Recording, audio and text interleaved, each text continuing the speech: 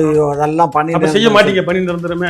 இவங்களை எப்படிங்க contract labours போய் என்ன பண்ணி இவங்களை கான்ட்ராக்ட் எத்தனை வருஷம் கான்ட்ராக்ட்? எத்தனை வருஷம் முடிஞ்சு போச்சு? 90 நாள் 90 நாளைக்கு போட்டு என்னமா தெரியாது. 15 வருஷமாவா கான்ட்ராக்ட் போடுவாங்க? என்ன மாதிரினா அப்படித்தாம்மா. அதான் ஆர்டிகல் கான்ட்ராக்ட்னா ஒரு 3 வருஷம் இல்ல 6 மாசம் அப்படி அந்த கான்ட்ராக்ட் இல்ல. எல்லா டிபார்ட்மெண்ட்டும் ஒழுக்கமா தான் இருக்கு. நீங்க ஒழுக்கமா இருங்க, மக்கள் ஒழுக்கமா இருந்தா இப்போ காவல்துறை ஒழுக்கமா இருக்கும். நீங்க ஒழுக்கமா இல்லைன்னா காவல்துறை கை தடியில இன்க்ளூடிங் மை செல்ஃப் எல்லாரும் ஒழுக்கம் இல்லைன்னா அடி விழுகும். இவர் இவங்க தலைவர் எப்படி தெரியுமா? அவர் மாடோடையும் ஆடோடையும் மண்ணோடையும் கல்லோடையும் பேசுவாரு. இவர் அவருக்கு மக்களை அவர் தலைவர் எவ்வளியோ தொண்டன் அவ்வளி. அதாவது சேகர் பாபு அவர்களுக்கும் துப்புரவு பணியாளர்களுக்கும் என்ன சம்பந்தம்? ஏன் அவரு போய் அங்க அறிவு இருக்கா? அவர் யாரு? மந்திரி. யாருதான் பேசணுங்கிறது இல்ல. அப்படியெல்லாம் அந்த துறை அமைச்சர் தான். திமுக காரங்களுக்கு சூடு சோரணை அதெல்லாம் எதுவுமே கிடையாது. நம்ம அதிகாரத்தில் இருந்தா போதும். கூட 4.5 வருஷம் என்ன ரேங்க் போடுவீங்க? போவாங்க வீக்லி ஒன்ஸோ அல்லது மந்த்லி ஒன்ஸோ போவாங்க. அதுக்கப்புறம் டிஓ இன்ஸ்பெக்ஷன் இருக்கு. நீங்க எல்லாம் உதயநிதி நிகழ்ச்சி, ஸ்டாலின் நிகழ்ச்சி, கார்ல போறது, ரோட் ஷோ போறதுக்கு அரசு அதிகாரிகளை பயன்படுத்தினா இப்படிதான்.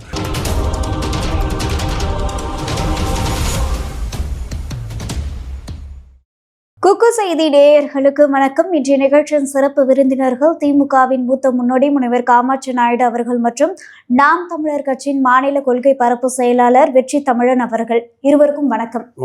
வணக்கம் சார். இப்போ ரிப்பன் பில்டிங்ல பாத்தீங்கன்னா கடந்த 7-8 நாளுக்கு மேல துப்புரவு பணியாளர்கள் போராட்டம் பண்ணிட்டே இருக்காங்க. ஸோ முதல்வர் ஸ்டாலின் அவர்கள் போய் சந்திக்காம சேகர் பாபு அவர்கள், மேயர் பிரியா அவர்கள் இவங்க எல்லாருமே பேசிட்டு இருக்காங்க. ஸோ இதை எப்படி பாக்குறீங்க நீங்க? இது அவங்கள அவமதிக்கிற செயல் தான். திமுகவோட நிரந்தர ஓட்டு வங்கியாக அந்த மக்கள் காலங்காலமாக சென்னையில் இருந்தாங்க. அதில் கூட போன தேர்தலில் ஸ்டாலின் ஐயா எதிர்கட்சி தலைவராக இருக்கப்ப ஒரு துப்புரவு பணியாளர் ஒரு அம்மா எந்திரிச்சு கேள்வி கேட்குறப்ப அண்ணன்ற உரிமையில் பேசுது.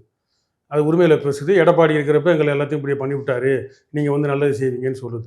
இப்போ இவங்க அந்த கான்ட்ராக்ட், அந்த லேபர் தனியார் மயமாக்குதலை பார்த்தீங்கன்னா அதை ஆரம்பித்து வச்சது எடப்பாடி. அதிமுக ஆட்சியில் இந்த வெளிநாட்டு கம்பெனிக்கு இந்த துப்புரவு பணியை ஒப்படைச்சது எடப்பாடி. எல்லா மண்டலத்தையும் ஒப்படைக்காமல் கொஞ்சம் கொஞ்சமாக 4, 5, 7ன்னு 7 மண்டலமாக ஒப்படைச்சிருக்கிறார். இப்போ நம்ம கேட்க வேண்டிய கேள்வி என்னென்னா, எப்படி மோடி எது எடுத்தாலும் நேரு செஞ்சது தப்பு, இந்திரா காந்தி செஞ்சது தப்பு அப்படின்னு சொல்லிட்டு அப்புறம் ஏன் நீ இருக்கிற அப்படின்னு நம்ம கேள்வி கேட்குறோம்ல. அவங்க செஞ்சது தப்புனா நீ சரியாக செய்யி அப்படின்றப்ப எடப்பாடி செஞ்சது தப்பு. எடப்பாடி அந்த மக்களுக்கு துரோகம் விளைச்சது தப்பு. அந்த மக்களை ஏமாத்தினது தப்பு. எல்லாருமே கவர்மெண்ட் ஸ்டாஃப் தான். பென்ஷன் வாங்குறவங்க, போலீஸு, டாக்டரு, நர்ஸு, எல்லா துறையும் கவர்மெண்ட் ஸ்டாஃபாக இருக்கிறப்ப இவங்களை மட்டும் ஏன் கான்ட்ராக்ட் ஆகணும்? கவர்மெண்ட் ஸ்டாஃபாக இருக்கிறவங்கள, அரசு ஊழியராக இருக்கிறவங்கள எதுக்கு ஒப்பந்தக்காரர்களாக மாற்றணும்? சார் தவறாக பேசுகிறீங்க. அவங்க ஒன்றும் அரசு ஊழியர்கள் இல்லை. அவங்க டெம்பரவரி அப்பாயின்மெண்ட். டெம்பரவரின்னா வேலை இருக்குதா வேலை பார்க்கலாம், அன்னைக்கு சம்பளம், வேலை இல்லைன்னா அவங்களுக்கு அந்த அளவுக்கு வச்சிருக்கிறாங்க இவங்க. அது சரி, எடப்பாடி செஞ்சார்ல, எடப்பாடி தனியார் மயமாக்குனார்ல, அதை அப்படியே செய்யறதுக்கு நீங்க எதுக்கு வரணும்? ஏங்க அவங்க 10 மண்டலத்தை பண்ணிட்டாரு. மொத்தம் 10 15 கூட பண்ணட்டுங்க. நீங்க ஏங்க அதை அப்படியே கடைபிடிக்கிறீங்க? அது இங்க பாருங்க, அப்புறம் எதுக்கு வாக்குறுதி கொடுத்தீங்க? வாக்குறுதியில நாங்க ஒண்ணு என்ன சொன்னாரு ஸ்டாலின் ஐயா? ஒன்னும் சொல்லல. அவர் என்ன அங்க வந்தா பணி நிரந்தரம் செய்வோம் அதெல்லாம் சொல்லல. அதெல்லாம் பண்ணி செய்ய மாட்டீங்க பணி நிரந்தரமே. இவங்களை எப்படிங்க கான்ட்ராக்ட் லேபர்ஸ் போய் என்ன பண்ணி இவங்களை கான்ட்ராக்ட்? எத்தனை வருஷம் கான்ட்ராக்ட்? எத்தனை வருஷம்? முடிஞ்சு போச்சு. 90 நாளைக்கு போட்டு என்னமா தெரியாது. 15 வருஷமாவா கான்ட்ராக்ட் போடுவாங்க? என்ன மாதிரினா அப்படித்தாம்மா. அதான் ஆர்டிகல் கான்ட்ராக்ட்னா ஒரு 3 வருஷம் இல்ல 6 மாசம் அப்படி. அந்த கான்ட்ராக்ட் இல்ல, அந்த கான்ட்ராக்ட் இல்ல. இது வேலைக்கு எடுக்கிறதே டெம்பரவரியா வேலைக்கு எடுப்பாங்க. இது என்னன்னு கேட்டீங்கன்னா 90 நாளைக்கு உள்ளதான் இருக்கணும். ரெண்டாவது அதில் இவங்கள அந்த இது இருக்க புக்கு இருக்கும். அந்த புக்கில் எழுதிக்குவாங்க மொத்தம் 84 நாள் அப்படின்னு போட்டு 2 நாள் லீவ் விட்டு அதை மறுபடியும் அவங்களை வேலைக்கு எடுத்த மாதிரி கணக்கு பண்ணுவாங்க. இவங்க சொல்கிற கூட்டெல்லாம் பார்த்தீங்க அப்படின்னா இவங்க அரசு அதிகாரிகள் இவங்க கட்சிக்குள்ளே பேசிக்கிறது, அவங்க ஒழுங்காக குப்பாலில் வர்றதில்லை. உண்மை கான்ட்ராக்ட் ஸ்டாஃபாக இருந்தால் வந்துருவாங்க, இவங்க வர்றதில்லை. அப்போ சட்டம் ஒழுங்கு சரியில்லை, காவல்துறை கான்ட்ராக்ட் விட வேண்டியதானே? இவங்க எந்த துறையுமே சரியில்லை. எல்லாத்தையும் கான்ட்ராக்ட் விட வேண்டியதானே? அது எங்களுக்கு தெரியுமியா ஐயா, ஆமா ஆமான்றாரு. அப்ப மத்த டிபார்ட்மெண்ட்லாம் ஒழுங்கா இருக்கா? எல்லா டிபார்ட்மெண்ட்டும் ஒழுக்கமா தான் இருக்கு. நீங்க ஒழுக்கமா இருங்க. மக்கள் ஒழுக்கமா இருந்தா இப்போ காவல்துறை ஒழுக்கமா இருக்கும். நீங்க ஒழுக்கமா இல்லைன்னா காவல்துறை கை தடியில இன்க்ளூடிங் மை செல்ஃப் எல்லாரும் ஒழுக்கம் இல்லைன்னா அடி விழுவும். இனிமே போற காலத்துல அப்படி இருந்தா தான் நல்லா இருக்கும். தூய்மை பணியாளர்கள் உணர்ந்து கொள்ள வேண்டியது என்னன்னா, காலங்காலமா எல்லா அரசு பணியாளர்களும் இந்த தபால் ஓட்டு, அஞ்சல் ஓட்டு, இப்போ போன தேர்தலில் தான் அவங்களையும் தபால் ஓட்டில் சேர்த்துக்கிட்டாங்க. ஏன்னா அவங்களும் மாநகராட்சி பணி எல்லாம் குப்பை அள்ளுற பணி நிறையா இருக்கிறதுனால அவங்களும் அஞ்சல் ஓட்டில் வந்தாங்க. இனியாவது இந்த அதிமுக மாதிரி திமுக இப்போ நல்லா புரிஞ்சுக்கிட்டீங்க, திமுக உங்களுக்கு செய்யலை. இன்னும் 6 மாதம் 7 மாதம் தான் இருக்குது. இவங்க உங்களை பணி நிரந்தரம் செய்ய மாட்டாங்க. உங்களை அப்படியே வச்சு காயடிச்சிருவாங்க. எடப்பாடி வராருன்னு வச்சா செய்வாரா? ஏன்னா அவர் தான் ஆரம்பித்து வச்சார். அவர் தான் இந்த தனியார் மையத்தை ஆரம்பித்து வச்சார். அப்போ இந்த 2 திராவிட கட்சிகளும் இந்த மண்ணுக்கும் மக்களுக்கும் தீயதுன்றதை உணர்ந்து இந்த அஞ்சல் ஓட்டில் இவங்க ஒரு பெரும் மாறுதல் காட்டினாங்க அப்படின்னா மாற்றம் வரும். இப்போ விழுப்புரத்துல பாத்தீங்க அப்படின்னா ஒரு நூலகரை வந்து தரையில அமர்த்த வச்சு பணி செய்ய வச்சிருக்காங்க. ஸோ காரணம் என்ன பாத்தீங்க அப்படின்னா, அவங்க வந்து ஒரு தாழ்த்தப்பட்ட சமுதாயத்தை சேர்ந்த ஒரு பெண்ணா இருக்கிறதுனால இப்படி ஒரு விஷயம். ஆமா, லைப்ரரி. அங்க வந்து ஒரு பெண்ணை வந்து இந்த மாதிரி கீழே உட்கார வச்சு பணி அமர்த்த பண்ணியிருக்காங்க. அதை பார்த்த ஒரு நபர் வந்து வீடியோ எடுத்து கேள்வி கேட்கிறாரு, இதுதான் சமூக நீதியா அப்படின்னு சொல்லிட்டு. இது எப்படி பாக்குறீங்க? இது என்னன்னா, இப்போ திமுக ஆட்சிக்கு வந்ததுக்கு அப்புறம் இதெல்லாம் ஸ்டாலின் ஐயாவுக்கு தெரியும், அதிகாரத்துக்கு தெரியும்லாம் நம்ம சொல்ல முடியாது. எல்லா ஊர்லேயும் ஜாதிய பாகுபாடு இருக்க தான் செய்யும். அது அவங்க ஆந்திராவாக இருந்தாலும் சரி, தமிழ்நாடாக இருந்தாலும் சரி, இந்தியா முழுக்க எங்கே வேணால் நடக்கும். இப்போ என்னன்னா, இவங்க சமூக நீதி குழு இந்த சுபவீக்கில் வெட்டி பயிர்களுக்கெல்லாம் பொறுப்பு கொடுத்தாரு. லியோனியை தூக்கி அந்த கல்வி இதில் பாடக்குழுவில் இவங்களாம் என்ன வேலை செய்கிறாங்க சுபவீலாம்? அப்போ சமூக நீதினா சமூக நீதி காக்கணும்னா இங்கே பாகுபாடு இருக்குது, இங்கே இவங்களை பணியமர்த்தணும், ரேஷன் கடையை இந்த ஊரில் போடணும், சேரியில் போடணும் அப்படின்ற ஒரு இது பட்டியலை கொடுத்து அது அரசாங்கத்துக்கிட்ட கொடுத்து நடைமுறைப்படுத்தி காட்டணும்ல. ஒரு என்ன வெண்ணிக்கின்ற மாதிரி கெட்ட வார்த்தை தான் வாயில் வருது. என்ன வெண்ணிக்கு இவங்களாம் இருக்கிறாங்க? நான் திமுக கூட சொல்லலை. இவங்க நியமித்த அந்த சுபவி, இந்த அவர் பேர் மனுஷபுத்திரன், இந்த மனுஷபுத்திரன் தான் லைப்ரரி இன்சார்ஜ்னு நினைக்கிறேன்ல, ஏதோ ஒரு பொறுப்பில் இருக்கிறார், நூலக பொறுப்பில் தான் இருக்கிறார். அப்போ இவங்களாம் என்னத்துக்கு பேசிக்கிட்டு இருக்கிறாங்க? இவங்களெல்லாம் இவங்க சொம்படிச்சவங்க, திமுகவுக்கு சொம்படிச்சவங்கலாம் பொறுப்பு கொடுத்தீங்க. அதான் இந்த வாரிய பொறுப்பு, ஒன்றிய பொறுப்புன்ற மாதிரி இந்த நூலக பொறுப்பு இதெல்லாம் கொடுத்தீங்க. என்ன பயன்? கொடுத்து ஒரு மாற்றம் வந்து உங்கள் கட்சிக்கு தானே பெருமை. இந்தப்பா ஜாதி கொடுமைலாம் நாங்கள் கட்டுப்படுத்திட்டோம்ப்பா, காவல்துறை சட்ட ஒழுங்கு நல்லா சீராக வச்சுருக்கிறோம்ப்பான்னு பெருமை பீத்தலாம். இப்போ இவங்க மேலே குறை என்னன்னா, இவங்க தனக்கு துதி பாடுறவங்கள வச்சுக்கிட்டு அவங்க என்ன வேலை செய்கிறாங்க, செய்ய மாட்டாங்களான்னு எதுவும் கண்டுக்காமல் வேடிக்கை பார்க்குறது தான் இவங்ககிட்ட இருக்க பிழை. அது இவங்களுக்கே ஆப்பு வைக்கும். இதை பத்தி உங்களோட கருத்து என்னங்க ஐயா? சமூக நீதினு வந்து பேசுறீங்க. ஏமா அவர் ஏதோ வாய் புளிச்சதோ மாங்காய் புளிச்சதோன்னு பேசிட்டு உக்காந்துட்டு இருக்காரு. நீ அதுக்கு வேற ஊழுன்னு கேட்டுட்டு என்னட்ட என்னன்னு கேட்குற. அவர் பேசுறது எல்லாமே அபத்தம், பொய். சரியா? உண்மை தகவல் எதையுமே பதிவு பண்ணலை. அதாவது புக்ஸை வந்து எந்த மாதிரி புக்கு வந்து லைப்ரரிக்கு வாங்கலாங்கிறதுக்கு தான் மனுஷபுத்திரனுடைய வேலை. அதுக்கு அந்த புத்தகங்கள்லாம் வந்து கொடுத்தாங்கன்னா அந்த புத்தகங்களை எல்லாம் படித்து பார்த்து இதெல்லாம் அரசு உடைமை ஆக்கலாம், இதை அரசு உடைமை ஆக்கக்கூடாது அப்படிங்கிற அந்த ஒர்க்கை அவர் பண்ணுவார். அவ்வளோதான். சுபவிக்கு வந்து கொடுத்த ஒர்க்கை அவர் வேலையை அவங்க என்ன ஒர்க்கு? சமூக நீதினா என்ன ஒர்க்கு? சமூக நீதினா உங்களை எல்லாம் பேச விடுறதுதான் சமூக நீதி. சரியா? வாய்ப்பூட்டு சட்டம் போடாம பிரிட்டிஷ்காரன் வாய்ப்பூட்டு சட்டம் போட்டுருந்தான். அது சுபவி தான் பண்றாரோ? பேசுவாங்க மக்கள், பேசாம பின்ன வேற யாரு பேசுவாங்க? மக்கள் பேச்சுரிமையை கொடுக்கறதே அரசு தான்டா. பேச்சுரிமை, எழுத்துரிமை எல்லாம் அரசாங்கம் தான் கொடுத்துருக்கு. அது அம்பேத்கர் சட்ட முன்னோடியும் கொடுத்ததுனால நீங்க எல்லாம் பேசுறீங்க. அப்ப அந்த பெண்ணுக்கு வேலை கொடுத்ததே வந்து அதிகம் தான், அதுக்கு கீழே உட்கார்ந்து பார்க்கட்டும் அப்படின்னு சொல்றாங்க. யாருக்கு? அதாவது விழுப்புரத்துல நூலகரை ஒருத்தரை வந்து கீழே உட்கார வச்சு எந்த எடுவட்ட நாயோ வந்து அந்த மாதிரி பண்ணான்னா நடவடிக்கை எடுங்க. நடவடிக்கை எடுத்தமா இல்லையான்னு உங்களுக்கு தெரியுமா? நடவடிக்கை காட்டுங்க. இதே ஒரு விவாதத்துல ஐயா சொன்னாரு, அந்த நம்ம அஜித் குமார் கொலை வழக்குல அந்த புகார் கொடுத்த பொண்ணு, அது பேர் நிக்கிதாவா, அதை கைது பண்ணுனார். நானும் நம்பிட்டேன். சாயங்காலம் வீட்டில் போய் பார்க்குறேன், ஒன்றும் இல்லை, இன்ன வரைக்கும் அதை கைது பண்ணலை. ஆனால் தோப்புல காவல்துறையை கொண்டவனை அது அடுத்த நாள் துப்பாக்கியில் சுட்டு கொண்டுட்டாங்க. என்ன கதை? அவனுக்கு 1 கோடி. யாருக்கு? காவல்துறை இறந்தவருக்கு. சரி, இழப்பீடு எவ்வளவோ இருக்கட்டுமே, கொடுத்தது நல்லதுன்னு வச்சுப்போமே. இங்கே இழப்பீடு குறைவு. அந்த 5 பேர் காவல்துறை என்கவுண்டரில் போடலை, நிக்கிதாவை அரெஸ்டே பண்ணலை. இங்கே காவல்துறைன்னு பேரில் ஒருத்தர் போய் விசாரணைக்கு தோப்புக்கு தனியாக போனார், அப்பனும் புள்ளியும் கொண்டுட்டாங்க. அடுத்த நாள் என்கவுண்டரு, 1 கோடி. எதை மறைக்கிறாங்கன்னு தெரில இந்த திராவிட ஆட்சி. எதை போய் மறைக்கிறோம்? இதுக்கு பதில் சொல்லு. நிகிதாவை ஒண்ணும் பண்ணல, விசாரணைக்கு கூட கூப்பிடல. நிகிதா ஏங்க நீங்க சரியா பத்திரிகையெல்லாம் படி. நாங்க வந்து அந்த வழக்கை சிபிசிஐடிட்ட இருந்து மாத்தி நாங்க எவ்வளோ நாள் ஆயிடுச்சு. அதை வந்து இப்போ யார் சிபிஐ தான் என்கொயரி பண்ணுது. சிபிஐ போன வாரமே அந்த நிகிதாவையும் நிகிதா அம்மாவையும் கூப்பிட்டு 3 மணி நேரம் விசாரணை பண்ணி நாங்கள் எப்போ கூப்பிட்றோமோ அப்போ வரணும்னு சொல்லி அவங்க அனுப்பிச்சிருக்காங்க. அது சிபிஐட்ட போயிடுச்சு அந்த வழக்கு, புரியுதா? ஆகையினால நீங்கள் எங்களை குறை சொல்றதுல எந்த பிரயோஜனமும் இல்லை. இந்த போலீஸ்கார் எப்படி அவர் போய் தோப்புல போய் போனா தனியா போயிருக்கிறாரு? தனியா போலங்க, கூட ஒரு கான்ஸ்டபிள்.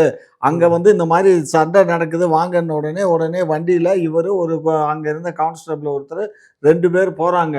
2 பேர் போன இடத்துல அங்கே அப்பா மேனுக்குள்ள தகராறு நடக்குது. இவர் அதை போய் இது பண்ணி புத்தி சொல்லிக்கிட்டு இருக்காரு. அந்த நேரத்தில் ஒரு நாய் ஓடி வந்து அருவாளை தூக்கி இவரை விரட்டி ஒருத்தனை ஒருத்தன் இவனை வெட்டும் போதே ஏங்க அவன் இவர் என்ன வெட்டான்னு நின்றுட்ட நெஞ்ச நிமித்தியா காட்டினாரு. இவர் ஓடுறாருங்க. ஓடின உடனே இவர் விரட்டிட்டு போய் என்னன்னா ஒரு எஸ்எஸ்ஐ தான், சிறப்பு துணை ஆய்வாளர் தான், தப்பா சொல்லலை. டிஜிபி போய் அந்த சடலத்தை தூக்குறாரு. மரியாதை, காவல்துறைக்கு மரியாதை. ஆனால் அந்த அளவுக்கு ஒரு ஏசி டிசினா கூட தெரிஞ்சிருக்கும், பழகியிருப்பாங்க. அந்த பழகின நிமித்தம் டிஜிபியோ டிஐஜியோ இல்லை மேலே இருக்க வேற யாரோ இல்லை சீஃப் மினிஸ்டரோ கூட போகலாம். இறங்கி போகிறாரு. அடுத்த நாள் அதை என்கவுண்டர் போகிறாங்க. 1 கோடி ரூபா நிவாரணம் தராங்க. எதை மறைக்கிறதுக்கு? சேகர் பாபு அண்ணன் செத்து தற்கொலை பண்ணிக்கிட்டாருன்னாங்க. கருணாநிதி பொண்ணு வருது, யாரோ போனாங்க. எதுக்கு தற்கொலை பண்ணாரு இன்ன வரைக்கும் எதுக்குன்னு தெரியல. என்ன பண்ணாங்க, எப்படி பண்ணாங்க? யாரு தற்கொலை பண்ணி? சேகர் பாபு அண்ணன். ஏங்க இது என்னங்க அந்த மாதிரி இவங்க ஆட்சியில என்ன நடக்கிறதுன்னு ஒண்ணுமே புரியல. 1 கோடின்றாங்க. கள்ளச்சாரத்துக்கு 10 லட்சம். நாங்க அதுவே இன்னொரு ஒரு கள்ளச்சாரத்துல செத்தவனுக்கு எப்படி 10 லட்சம் கொடுக்கலாம்? நிவாரணம், குடும்பத்தை காப்பாற்றணும், அது அரசோட கடமை, ஏத்துக்கிறோம். மற்றவனுக்குலாம் 1 லட்சம் 50 லட்சம் கொடுத்து 50,000 கொடுத்துட்டு கள்ளச்சார செத்தவனுக்கு 10 லட்ச ரூபா கொடுத்தேன்னு கேட்டோம். இப்போ அந்த காவல்துறை அதிகாரி இறந்ததுக்கு ஒரு நாள்லயே அறிவிக்கிறாங்க 1 கோடி ரூபா. அடுத்த நாள் என்கவுண்டர் போட்டவங்க. காவல்துறைக்குன்னா மட்டும் வந்து தமிழக அரசு உடனே நடவடிக்கை எடுக்குது. காவல்துறையோட சேர்ந்து குட்டி வெளியே வந்துருமோ அப்படின்னு நினைக்கிறாங்களா என்னமோ? காவல்துறைக்கு மட்டும் இல்லாம அரசு அதிகாரிகள் எல்லாத்துக்குமே. நீங்க இந்த வில்லேஜ் ஆபீசரை தூத்துக்குடியில வச்சு மணல் மாஃபியா ஒருத்தன் வெட்டினா, அவங்களுக்கு அதே தானே கொடுத்தாங்க. அதனால அரசு ஊழியர்கள் வந்து டியூட்டி டைம்ல வந்து இந்த மாதிரி ஆனாங்கன்னா அவங்களுக்கு ஒரு அந்த ஏதோ மறைக்கிறதுக்கு நடக்குது. 16 வயசு பருவம் பண்ணிவிட்டு அதை போய் மறைக்குது. எப்பா பாரு தான். ஆமா, என்னத்தை மறைக்கிறாங்க? மத்த எதுக்கு நிகழ்வுலாம் பாக்குறீங்களா? நம்ம 1 கோடி ரூபாய் இதுக்கு முன்னாடி எந்த இழப்பு? இப்ப சமீபமா யார் சொன்னா? ஜாதிய பிரச்சனை, எல்லா வன்கொடுமை, கொலைகள் எல்லாம் நடந்துச்சு. அது வன்கொடுமைங்கிறது வேறங்க. இது வந்து ஒரு எஸ்ஐ ஒரு விசாரிக்க போன இடத்துல அவர் வெட்டுறான்னு சொன்னா, அதுக்கு வந்து கொடுக்கலன்னு சொன்னா, நாளைக்கு எந்த காவலர் போவானா? ஏதாவதுன்னா நான் பண்ணுவாங்களா? யோசிச்சு பாருங்க. எதுக்குடா நமக்கு வம்பு, நான் பாட்டுக்கு ஒதுங்கி போயிட்டு இல்லை அங்கே போய் லேசா அப்படி இப்படி அவ்வளோ ஒழுங்கா இரும்பு கரம் கொண்டு நடவடிக்கை எடுத்தாங்கன்னா வேற எந்த பிரச்சனையுமே வராது. இதான் பிரச்சனை. கண்ணுக்கு தெரியுது இல்ல, கண்ணுக்கு தெரியாம நடக்கிறது எவ்வளவோ கண்ணுக்கு தெரியுது. இவங்களுக்கு காட்டுற அளவுக்கு தெரியுது. எல்லாம் யூடியூப்ல வாட்ஸ்அப்ல எடுத்து போடுற அளவுக்கு தெரியுதுன்னா அந்த அளவுக்கு மங்கினியா இருக்கிறாங்க இந்த திராவிடம். ஆமா, நாங்க மங்கினி இல்லையாங்கிறத 26ல நிரூபிப்போம். பார்த்துக்கிட்டே 24 எல்லா ஓட்டையும் அடிப்படை தூய்மை பணியாளர்கள். சென்னையில திமுக ஓட்டு அவங்க தான் அடி பேசு. அவங்களையே மதிக்க. நீங்க எனக்கு எப்படி வருது? தூய்மை பணியாளர் எல்லாமே வந்து அந்த காலம் தொட்டு இந்த காலம் வரலையும் எம்ஜிஆர் என்னைக்கு வந்து மதுரை வீரனா நடிச்சாரோ அன்றையில இருந்து அந்த சக்லியா கம்யூனிட்டி எல்லாமே எம்ஜிஆர் பக்கம் தான். புரிஞ்சுக்கோங்க, புரியாம பேசுனீங்க, வயசு இல்லை உங்களுக்கு. அதனால எம்ஜிஆர் நம்ம சொந்தக்காரரு, நம்ம ஜாதிக்காரன்னு சொல்லி அந்த காலத்துல இருந்து அவங்க பூரா ஓட்டு அங்கதான் போவோம். இப்ப ஓட்டு பிரச்சனை இல்ல. இப்ப எங்களுக்கு அவங்க ஓட்டு போடணும் போடலைங்க, ஓட்டு போட்டா ஓட்டு போறாருன்னா எங்களுக்கு விளம்பரம் போதும். இல்லங்க, நீங்க மொத்தமே 12 மண்டலத்துல 10 மண்டலத்துல தனியார் ஆக்கியாச்சு. அவன் ஆக்குனானா? அந்த ஆள் ஆக்குனாங்க. அதேதான் செய்வீங்கன்னா நீங்க எதுக்கு லூஸ் தனமா பேசாதீங்க. அது வந்து அவன் சுத்தமா இருக்கு. அந்த 10 மண்டலம் பார்த்தா 100% இருக்குன்னா இது அட்லீஸ்ட் ஒரு 70 திராவிட தீண்டாமை இருக்கும்னா. திராவிட தீண்டாமை என்ன? திராவிட தீண்டாமை இவங்க வந்து வேலை செய்யல அப்படின்னு எந்த அரசு பணியாளர்கள் வேலை செய்யலாம் எல்லாரையும் மாத்திருவீங்களா? மாத்ததான் செய்யறோம். மத்த துறையில காட்டுங்க. மத்த துறையில காட்டுங்க. உங்களுக்கு மத்த துறையில இவங்களை கீழே பாக்குறேன். உங்களுக்கு தெரியாது ஐயா. மற்ற எல்லா துறையிலையும் இந்த மாதிரி போலீஸ் எல்லாம் இந்த மாதிரி தவறு பண்ணான்னா அவனை தூக்கி கொண்டு போய் ரிசர்வ்ல போடுறது, ரிசர்வ்ல இருக்கணும் தூக்கிட்டு வந்து இங்க போடுறது, இதெல்லாம் சஸ்பெண்ட் நடக்கும். எல்லாமே நடக்கும். புரியுதா? இது வந்து திராவிட தீண்டாமை, நவீன தீண்டாமை, டிஜிட்டல் தீண்டாமை. இவர் வந்து இவங்க தலைவர் எப்படி தெரியுமா, அவர் மாடோடையும் ஆடோடையும் மண்ணோடையும் கல்லோடையும் பேசுவாரு. அவருக்கு அவர் தலைவர் எவ்வளியோ தொண்டன் அவ்வளி. அந்த தொண்டன் அவரும் அப்படி அதே மாதிரி பேசுவார். திருட்டு திராவிட மாடல் இந்த மாடுகளோட பேசுறதுக்கு பசுமாடு காலமாடோட பேசுறாங்க. பசுமாடு இதுல காலமாடு. இன்னொரு கேள்வியுமே எழுறது என்ன அப்படின்னா, அதாவது சேகர் பாபு அவர்களுக்கும் துப்புரவு பணியாளர்களுக்கும் என்ன சம்பந்தம், ஏன் அவரு போய் அங்க பேசணும் அப்படின்ற அறிவு மாதிரி இருக்கா? கேள்வி. அவர் யாரு? மந்திரி. யாருதான் பேசணுங்கிறது இல்ல. அப்படியெல்லாம் அந்த துறை அமைச்சர் தான் இந்த இவங்களுக்கு போய் துறை அமைச்சர் பேசணுங்கிற அவசியம் இல்ல.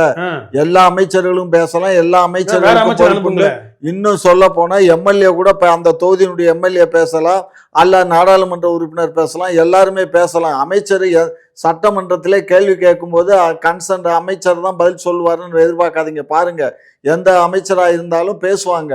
அது வந்து அரசனுடைய வேலைக்காரவங்க அவங்க, அதனால பேசுவாங்க. அவங்க வந்து இவங்கள்ட்ட காம்ப்ரமைஸ் பேசி எல்லாம் ஒன்றும் நீ வேலைக்கு போகலாம் சொல்லலை. நீ வேலைக்கு போவேன்னா நைக்காச்சும் போடா வீட்டுக்குன்னு சொல்றாங்க. கேட்க மாட்டேன்னு உக்காந்துருக்கான். அது இன்னும் ஒரு 4-5 நாளைக்கு உக்காந்துருப்பான். அப்புறம் துண்டை காணாம் துணியை காணான்னு போவான். அப்படியே போலையா போலீஸ்காரன்ட்ட லத்தி இருக்கு. அதுக்கப்புறம் அடிக்க சொல்லுவோம், ஆமையா அடிக்கத்தான் சொல்லுவோம், கூட்டத்தை கலைக்கத்தான் செய்வோம், இந்த டெய்லி அந்த மக்கள் உணரணும். அந்த மக்களை பத்தி எங்களுக்கும் தெரியும், உங்களுக்கும் தெரியும். சும்மா பொத்துங்க, ரொம்ப ஓவரா கொளிக்காதீங்க. ஆமா, திருமாவளவன் எம்ஜிஆர் அவர்களை விமர்சனம் பண்ணியிருந்தாரு. என்ன அப்படின்னா, பார்ப்பனத்தை ஊடுருவு செய்ததே எம்ஜிஆர் அவர்கள் தான் அப்படின்னு சொல்லியிருந்தாரு. இதை எப்படி நீங்க பாக்குறீங்க? திருமாவளவன் அண்ணனுக்கு நான் ஒன்று சொல்ல வேண்டியது என்ன அப்படின்னா, அவர் திமுகவை திட்டுறாங்க, கருணாநிதியை திட்டுறாங்கன்னு கூப்பாடு போடுறாரு. அதுக்கு எதிராக இப்போ எம்ஜிஆர் திட்டுறாரு. இப்போ எம்ஜிஆர் பிராமணி அடிமையாக இருக்கட்டும், ஜெயலலிதாவும் பிராமணி அடிமையாக இருக்கட்டும், நான் கன்னட பிராப்பாத்தின்னு பெருமையாக சொன்ன ஜெயலலிதாவும் எம்ஜிஆரும் ஒரு சினிமா நடிகராக வந்தவர் தான். இவர்கள் தமிழினத்திற்கு செய்ததை விட ஏதோ சொற்பம், இவங்க நல்லவங்க, நீதிமான்கள், ஞானிகள், தமிழினத்துக்காக உயிரை கொடுத்தவர்கள், தமிழுக்காக உயிரை கொடுப்பவர்கள்னு சொல்லலை. இவர்கள் செய்ததை விட கருணாநிதியும் இந்த திமுகவும் இந்த திராவிட மாடலும் ஒன்றும் செய்யலை. இப்போ விடுதலை புலி பிரபாகரன், தலைவர் பிரபாகரன் அப்படின்னு நம்ம சொல்கிறோம். அந்த பேர் அடையாளம் வர்றதுக்கு காரணம் எம்ஜிஆர். அது உலகறிஞ்ச வரலாறு. அவர் மலையாளி தான் எம்ஜிஆர், கன்னடர் தான் ஜெயலலிதா. இருந்தாலும் அவங்க தமிழனை காப்பன்லாம் சொல்லலை. அவங்க அடித்த கொள்ளையில் ஏதோ 1-2 நல்லது செய்யணும், பேர் வாங்கணும், தைய மிஷின் கொடுக்கணும், கிளவியை கட்டி பிடிக்கணும், ஏதோ நல்லது செய்யணும்னு பேருக்காக ஜெயலலிதாவும் எம்ஜிஆரும். இந்த கருணாநிதி ஒருத்தர் தான் துரோகம், கூட இருந்து கழுத்த இருக்கிறது. ஏன் அவர் தான் கிளவியை கட்டி பிடிக்கலையா? கிளவியை கட்டி எல்லாத்தையும் தான் கட்டி பிடிச்சிட்டாரு.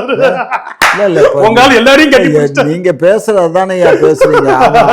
கிளவியை கட்டி பிடிச்சாருன்னா என்ன பேசுறீங்க? தைய மிஷின் கொடுக்கறது எம்ஜிஆர் பண்ண வேலை. கருணாநிதி ஐயா என்ன பண்ணுவாருன்னா, அப்படியே கூட இருந்து கழுத்த இருக்கிறது. தமிழர்களே கட்டுமரம் அப்படின்றது, மழை நின்றாலும் தூவான நிற்கலன்றது, இந்த மாதிரிலாம் ஜெயலலிதா எதிர்த்தா தப்பு செஞ்சு அதோட தவறு நம்ம வெளிப்படையாக தெரிஞ்சிடும். இல்லைன்னா அது எனக்கு என்ன சொல்லிச்சு, பாஜக விட்டு நான் விலகிறேன் அப்படின்னு கை கழுவிடுச்சு ஜெயலலிதா அந்த அம்மா. அதுக்கப்புறம் அது பாஜகவுக்கு எங்கேயும் முட்டு கொடுக்கல, சப்போர்ட் பண்ணலை, எதுவும் பண்ணலை. தீர்க்கமாக எடுத்துச்சு. மோடியா லேடியா அப்படின்னு பண்ணுச்சு. இவங்க அந்த மாதிரிலாம் எதுவும் திமுக காரங்களுக்கு சூடு சோரணை அதெல்லாம் எதுவுமே கிடையாது. நம்ம அதிகாரத்தில் இருந்தால் போதும். இப்போ கூட 4.5 வருஷம் என்ன ரேங்க் போடுவீங்க? இந்த திமுக ஆட்சிக்கு 4.5 வருஷம் என்ன ரேங்க் போடுவீங்க? இப்போ குப்பை அள்ளுறவன் போராடுறான், ஆசிரியரும் போராடுறான், எல்லாமே வேணாம், ஓட்டு வேணாம், அவங்க இதுக்காக போராடுறாங்க, அதுக்காக போராடுறாங்க. எதுவுமே போராடாமல் எதுவுமே பண்ணாமல் உதயநிதி துணை முதலமைச்சர் ஆகலாம். இங்கே சோத்துக்கே வழி இல்லாமல் 10,000 தான் கான்ட்ராக்டில் சம்பளம் கொடுக்குற, எங்களை நிரந்தர ஆசிரியர் ஆக்குன்னு போராடினா அது தப்பா? அதாவது உதயநிதி அவர்கள் முதலமைச்சரா ஆனது பாத்தீங்க அப்படின்னா மக்கள் தான் தேர்ந்தெடுத்தாங்க. ஏன்னா அவர் ஒரு அமைச்சரா இருந்தாரு, எம்எல்ஏவா இருந்தாரு, இந்த மாதிரியான விஷயங்கள் சொல்றாங்க. சோ மக்கள் தேர்ந்தெடுத்தனால ஸ்டெப் பை ஸ்டெப்பையா அவர் மேல போயிருக்காரு. அந்த கட்சி கூட்டணி முதலமைச்சரோட இது எல்லாம் சேர்ந்து வேலை பார்த்தது திமுகக்கு. அப்போ குளத்தூரில் முதல்ல ஸ்டாலின் தோத்தாரு. அந்த அரசியல் விளையாட்டு, ஜெயலலிதா எம்ஜிஆர் இருக்கிறப்ப இவன் தோத்தா விட்டு கொடு, அப்போ அவன் தோத்தா விட்டு கொடுன்ற மாதிரி முதல்ல குளத்தூரில் ஸ்டாலின் தோத்தது தானே வரலாறு. அது கடைசி வரைக்கும் முடிவுகள் வராமல் அடுத்து ஒரு 2 நாள் தள்ளி அறிவிச்சாங்க. அந்த மாதிரி இந்த திராவிட லீலைகள். இதை பற்றி உங்களோட கருத்து என்னையா? அம்மா, நாங்கள் எப்பயும் ஒரே நிலைப்பாடு தான். அரசு பணியாளர்களுக்கு அவங்க வேலையை ஒழுங்காக செய்யணும். செய்ய தவறும் பட்சத்தில் அவர்கள் பதவி நீக்கம் செய்யப்படுவார்கள். இந்த துப்புரவு தொழிலாளிகளுக்கும் எங்களுக்கும் சம்பந்தம் இல்லை. அவங்க கார்ப்பரேஷனில் டெம்பரவரியாக வேலை பார்த்தா டெம்பரவரி ஸ்டாப்பு. இந்த டெம்பரவரி ஸ்டாப்பை கார்ப்பரேஷன் அவங்கள நீக்கிட்டு அந்த அந்த பகுதியை வந்து ஒரு கான்ட்ராக்டருக்கு கொடுத்தாச்சு. இவங்க டெம்பரவரி ஸ்டாப்பு எப்போ வேணாலும் போக சொல்லலாங்கிறது தான் சட்டத்தில் இருக்குது. இவங்களால அதனால தான் நீதிமன்றத்துக்கு அவங்க செல்லலை, புரிஞ்சுக்கோங்க. காரணம் என்னென்னா அந்த சட்டம் அப்படி தான். ஆகையினால அவங்களுக்கு இந்த வேலை இல்லைன்னா அவங்க வேறு வேலையை பார்த்துக்கிட்டு போகணுமே தவிர, அதுக்காக இதுதான் வேணும், எங்களுக்கு அப்படித்தான் பண்ணணும், இப்படித்தான் திமுக பண்ணணும், வேற வேலையை பார்த்துட்டு போற நிலை. ஆனா அதெல்லாம் இதுல எங்க நிறைய வந்து கணவனை இழந்த பெண்கள் கூட இருக்காங்க. சோ அவங்களோட வாழ்வாதாரம் எது தான் எது என்ன எது அந்த துப்புரவு பணியாளர்கள்ல நிறைய பேர் கணவன் இல்லாத பெண்கள் கூட இருக்காங்க. கணவன் இல்லைன்னா என்ன, கணவனை இழந்த பொண்ணா இருந்தானே யாரா இருந்தா என்ன, எல்லாத்துக்கும் ஒண்ணுதான். ம். அதனால கணவன் இல்லைனாக்கா அவங்களுக்கு மட்டும் கூப்பிட்டு வேலை கொடுப்பாங்களா? எல்லாரையும் அப்படியெல்லாம் ஏமாத்துவோம். கொடுக்க அது முடியாது. என்ன? இது எல்லாம் ஏமா சும்மா இருங்கய்யா.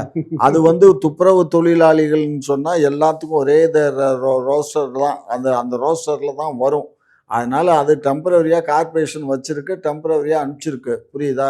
சென்னை இதுல வந்து மாநகராட்சியில இவங்க ஒன்னும் வாதாட முடியாது. இப்ப சென்னை அவ்வளவுதான், அவங்க நிலம் இல்ல அவ்வளவுதான். இல்ல நில பேசாம அவ்வளவுதான். அந்த கான்ட்ராக்ட் லேபர்கிட்டே போய் அவங்க வேலை பார்த்தாங்கன்னா அவங்களுக்கு அது செல்லும். அதை விட்டு முடியாதுக்க விடியாதுனாக்கா விடியாம போகும். இப்போ எங்க அப்பார்ட்மெண்ட்லயே என்னன்னு கேட்டிங்கன்னா, ம். நாங்க வந்து 15,000 சம்பளம் கொடுத்துட்டு இருந்தோம். ஒழுங்காவே வேலை பார்க்காதுங்க, உட்காந்துட்டு கதை பேசிட்டு இருந்துச்சுங்க. இப்போ என்னாச்சுன்னா நாங்க கான்ட்ராக்ட் கொடுத்துட்டோம், 12,000 ரூபா சம்பளம் தான் தர்றேன். ஒழுங்கா காலையில் 6 மணிக்கெல்லாம் எனக்கு இன்னைக்கு வந்து பார்க்குறேன், க்ளீனாக இருக்குது அந்த பாதை, எதையெல்லாம் அவ்வளோ கூட்டி கீட்டி துப்புரவு பண்ணி அவ்வளோ சுத்தமாக வச்சுருக்குங்க. அப்போ அவன் வந்து ஓட்டி அடைக்கிறான், இல்லைன்னா வேற ஆளை போட்டுருவேன்னு பயமுறுத்துறான், ஒழுங்காக வேலை பார்க்குதுங்க. நாங்கள் இதில் இருக்கும்போது அவர் எங்கள் அசோசியேஷன் தலைவரோ செயலாளரோ எப்பயாவது பார்த்தா சத்தம் போடுவாங்க, அவ்வளோதான்.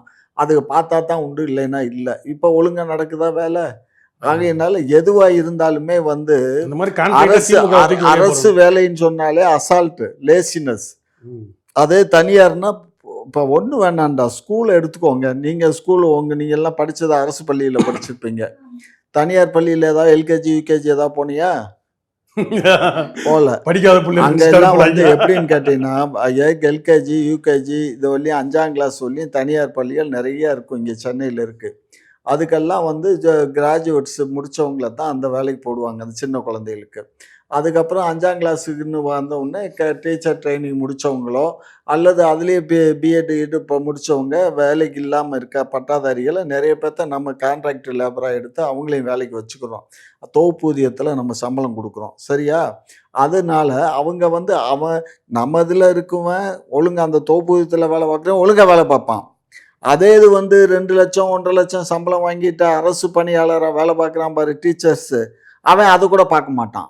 அவன் ஒழுங்காக பார்த்துருந்தான்னா 10,000 ஸ்டூடெண்ட் வந்து எஸ்எஸ்எல்சியில் தமிழ் எக்ஸாம் எழுதாம போவானா? என்ன காரணம்? அப்போ நீ ஒழுங்காக சொல்லி கொடுக்கல. ஒழுங்கா சொல்லி கொடுத்துருந்தா தானே. அரசு ஊழியர் அதெல்லாம் ஒழுங்கா தான் இருக்கு அரசு. அது மாதிரி தான் அரசு ஒழுங்கா இருந்தா அரசு ஊழியர் ஏன் ஒழுங்கா ஐயா கொஞ்சம் இருங்க. தனியார் பள்ளியில் ஒரு பிஎட் முடித்தா என்னுடைய தங்கச்சி பொண்ணு 2 பிள்ளைய வேலை பார்க்குறதுக்கு 2 பேர்த்துக்குமே 20,000 ரூபா தான் சம்பளம் தனியார் பள்ளியில். ஆனால் காலையில் 7 மணிக்கு போனால் இரவு 7 மணிக்கு தான் ரிட்டர்னு. வீட்டில் வந்தாலும் வீக்லி டெஸ்ட் பண்ண அந்த பேப்பர்ஸ் எல்லாம் கரெக்ட் பண்ணணும். அதை என்னாலும் 72 இதை போட்டு அந்த இதெல்லாம் மூட்டையை கட்டி மறுபடியும் தூக்கிட்டு போய் அங்கே கொடுத்து பண்ணணும். இப்படி எல்லாம் பண்ணுறாங்க. ஆனால் அவங்களுக்கு சம்பளம் வெறும் 20,000 தான்.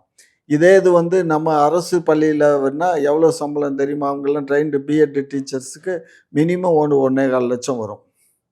இப்போ இது தொகுப்பூதியத்தில் கொடுத்தா கூட 25,000 ரூபா வரும், சரியா?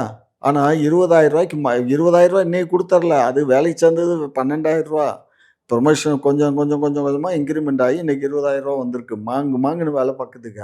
அவ்வளோ தனியார் துறையில் உழைப்புகள் எவ்வளோ சுரண்டப்படுது இதெல்லாம் தெரிஞ்சும் அரசு ஊழியர்னா இவங்க ஊழியர் இப்போ இவங்க தற்காலிக அரசா இருக்கிறதுனால அதுக்குன்னு பொறாமை அடைகிறாங்க, அடுத்தவங்க சம்பாதிக்க கூடாதுன்ற மாதிரி. அப்படி சொல்லலைங்க. அந்த மாதிரி நீங்க வைக்கணும், வேலை வாங்கணும், வேலை யாரு எடுக்கணும். ஒவ்வொரு டீச்சர் அவன் தனியார் ஸ்கூல்னா அவன் மேனேஜ்மெண்ட் அவன் பாத்துக்குவான். உங்களுக்கு டிஏஓ எஜுகேஷன் ஆபீசர் எல்லா டிஓவும் ஒரு இன்ஸ்பெக்டர்னு எடுத்தானா அவன் ஏரியா தான் இன்ஸ்பெக்டர்.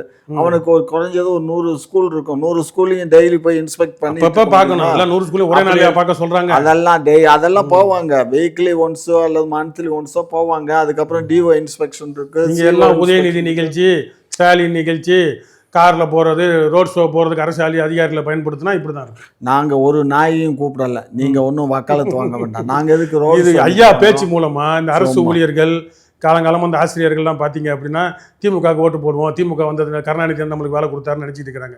இப்போ எவ்வளவு திமுறா பேசுது இந்த திமுக, இதுல இருந்து அவங்க புரிஞ்சுக்கணும். ஏன்னா அவன் வேலை ஒழுங்கா பார்க்கணும். ஒழுங்கா வேலை இப்போ ஒழுங்கா பார்க்காம ஒரு பழமொழி சொல்லுவான், திருப்பதியில மொட்டையை போட்டா பூரா அங்கனங்கனமா இருக்கும், சரியா?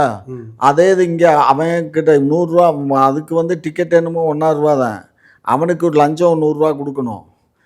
இங்கே நம்ம வெளியில் கடையில் போய் மொட்டை போட்டோம்னா வெறும் 50 ரூபா இல்லை 100 ரூபா தான், சுத்தமாக நல்லா வலுவலுன்னு மொட்டை போட்டு விடுவான், எந்த இடத்துலையும் கற்றுக்கூடாது, அவசரமாக போட்டுவான் போல. அப்போ இதுலேருந்து என்ன தெரியுது, எப்பயுமே வந்து அரசு பணியாளர் செய்கிறது பூரா அரையும் குறையும் தான்.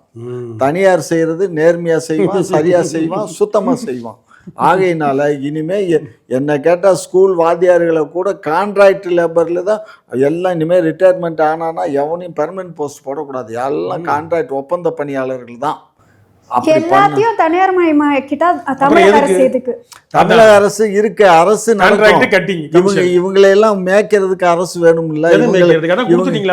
தனியார் கிட்ட கொடுத்துட்டா எல்லாம் தனியார் கொடுத்தாக்கா தனியார் பாத்துருவாங்களா? அப்புறம் அவங்களுக்கு சம்பளம் கொடுக்கணும், அதனுடைய இதெல்லாம் இருக்குல்ல, பிள்ளைகள் ஒழுங்கா படிக்குதா, பரிசு எழுதா, ஒழுங்கா கட்டி கொடுத்தா கான்ட்ராக்ட மாத்தணும்ல, மாத்தணும்ல. அதுக்கு ஒரு கண்காணி எல்லாம் இவங்க தலைவருக்கு என்ன புத்தி இருக்குமோ அந்த புத்தி தான் அவருக்கு. கட்டிங்க எப்ப பாரு கட்டிங்க, என்ன அரசு எல்லாத்தையும் செய்யும். ஒரு அப்பா திராவிட அப்பான்னு பெருமை பீத்திக்கிறோம், அப்பான்ற முறையில பிள்ளைங்களுக்கு என்ன செய்யணும்னு யோசிக்காம பிள்ளைய அம்மாவுக்கு ஒழுங்கா வளர்க்க தெரியல, என் பேச்ச பிள்ளை கேட்க மாட்டேங்குது, அப்ப அடுத்தவங்களோட பிள்ளைய நேர்ந்து விடு. இதா திராவிட மாடல், டுபாகூர் பாருங்க. தனியார்கிட்ட கொடுத்துருந்தா ஒழுங்கா அவன் இப்ப அந்த வேலையை செய்யலைன்னா உடனே அடுத்தவனை மாத்திரலாம். அரசு பணியாளர்னா அவனை மாற்ற இயலாது, புரிஞ்சுக்கோங்க. அவன் அரசு பணியாளர்னா அவன் கோர்ட்டு இருக்குது, நீட்டு இருக்குது, அங்கே போவேன் இங்கே போவேன், ஒன்றும் செய்ய முடியாது. தனியார்கிட்ட கொடுத்தா ஒழுங்காக அந்த பிள்ளைய 100 பிள்ளைகள் இருக்கா, 100 பிள்ளைகளை பாஸ் பண்ணணும். பாஸ் பண்ணலைன்னா எவனுக்கு இங்கே வேலை இல்லைன்னம்னா கரெக்டாக அவன் ஒழுங்காக பாஸ் பண்ண வச்சிருவான். நல்லா சொல்லி எல்லாருமே வந்து நம்ம தமிழ்நாட்டில் எல்லா நாட்டிலையுமே, ஆந்திராவில் கூட விட்டு எங்கே வேணா இருக்கட்டுமே, என்ன பார்த்தீங்க அப்படின்னா அரசு பணின்றது ஒரு லட்சியத்தோடு இருப்பாங்க. ஒரு ஆசிரியராக இருப்பாங்க, தனியார் பள்ளிக்கூடத்தில் 10,000 ரூபா 8,000 ரூபா இல்லை சனி ஞாயிறும் பள்ளிக்கூடத்துக்கு போகணும், எந்த ஒரு நாளும் விடுமுறையில் ஆசிரியர் அவ்வளோ கொடுமை அனுபவிக்கிறாங்க. எதுக்குன்னா என்றைக்கோ ஒரு நாள் நம்மளுக்கு இந்த டிஆர்பி எக்ஸாமு இல்லை இந்த டெட்டு, கருணாநிதி கொண்டு வந்த பொல்லாத டெட்டு இல்லாத டெட்டு எழுதி எப்படியாவது நம்ம அரசு ஊழியர் ஆயிடணும் அப்படின்னு நினைக்கிறாங்க. அவங்கன்னா வந்து சும்மா ஓபி அடிக்கிறதுக்காக வரணும்னு நினைக்கிறாங்க. நம்மளுக்கு ஒரு நிரந்தரம், நம்ம நாட்டில் வந்து நம்ம அடுத்த தலைமுறையை நம்ம காப்பாற்றுறதுக்கு நம்மளுக்கு அரசு ஊதியம் வரும்னு நினைப்பு, அதை கொச்சப்படுத்தக்கூடாது. அதனால் இவங்க வந்து இந்த திமுகவும் கான்ட்ராக்ட் இல்லை, இந்த கான்ட்ராக்ட் கூடிய சீக்கிரம் கிழிச்சி எறியப்படும். பார்ப்போம். அதாவது அரசு ஊழியருங்கிறவன் எவனாக இருந்தாலும் சரி, டீச்சர்ஸாக இருந்தாலும் சரி, காவல்துறையாக இருந்தாலும் சரி, மற்ற இதர டிபார்ட்மெண்ட்டுகளாக இருந்தாலும் சரி, அரசுகிட்ட வாங்குகிற சம்பளத்துக்கு தன்னுடைய பணியினுடைய இது என்னவோ அதை ஒழுக்கமாக செய்யணும். அது ஒழுக்கம் இல்லாமல் செய்யும்போது தான் இந்த பிரச்சனை வருது. அப்போ தான் நம்ம வந்து கான்ட்ராக்ட் லேபரை பற்றியோ டெம்பரவரி அப்பாயின்மெண்ட்டை பற்றியோ. சகாயம் ஐஏஎஸ் இருக்கிறாரு, அவர் வந்து ஒரு நீதிமான, ஒரு பொது வெளியில் ஒரு நேர்மையான ஆளுன்னு எல்லாருக்கும் தெரியும். அவர் எத்தனை முறை டிரான்ஸ்ஃபர் வாங்கியிருப்பார்னு அவரே பல தடவை சொல்லியிருக்காரு. என்னுடைய நேர்மையின் பொருட்டு பல முறை நான் வந்து ஓய்வு பண்ணுறேன், டிரான்ஸ்ஃபர் இடமாற்றம் பண்ணியிருக்கிறாங்கன்னு. வேலை செய்யாதவன், ஊரை ஏமாத்துறவன், அரசு பணியில் வந்து வேறு பணிகள் செஞ்சுட்டு இருக்கணும், மாற்று. நீதிமானம் மாத்திர ஜெயலலிதாவும் தான் மாற்றிச்சு, உங்கள் கருணாநிதி பொல்லாதவனும் தான் மாற்றினாங்க, ஏன் இந்த மாதிரி வேலை செய்யாதவனை மாற்றி ஏதாவது வரலாறு காட்டுன்னு பார்ப்போம். அவர் நீதிமான்னு நீங்கள் ஒரு நீதிமான் சர்டிஃபிகேட் பண்ணுறீங்களா? அவர் நீதிமானா இல்லைங்கிறது நாங்கள் சொல்லணுங்க. அவர் கிறிஸ்துவ மதத்தை பரப்பிட்டு உக்காந்துட்டு இருந்தாரு. சகாதான் ஐஏஎஸ் வேற என்ன புடுங்கினாரு? மதுரையில் சும்மா ஊழலை புடுங்கினாரு போங்க. அவன் ஏற்கனவே பிஆர்பிங்கிறவர் வந்து அதை அந்த கிரைனட்டை வெட்டி எடுத்தாரு, அது வந்து அளவுக்கு அதிகமாக வெட்டி எடுத்துட்டாங்கிறது அந்த மதுரை மாவட்ட கலெக்டரோட அந்த ரெக்கார்ட்ஸ் எல்லாம் செக் பண்ணதில் இவர் அந்த துறையில் இருந்ததுனால அதை செக் பண்ணார், அவ்வளோதான்.